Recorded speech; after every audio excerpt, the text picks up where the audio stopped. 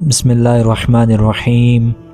یہ نبی المودت میں ہے کہ حضرت امام علی علیہ السلام نے فرمایا، ان قریب خدا ایک ایسی قوم کو لائے گا جو خدا کو پسند ہوگی، اس کے افراد خدا سے محبت کریں گے اور ان پر حکومت وہ شخص کریں گے جو ان میں اجنبی ہوں گے، بس وہ امام مہدی ہیں۔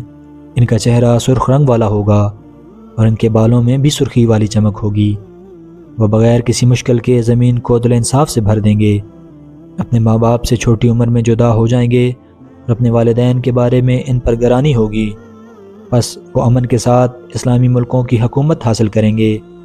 زمانہ ان کے ماتحت ہوگا، ان کا کلام سنا جائے گا، بچے اور بوڑھے ان کی اطاعت کریں گے۔ وہ زمین کو اس طرح عدل و انصاف سے بھر دیں گے جیسے وہ پہلے ظلم و جور سے بھر چکی ہوگی۔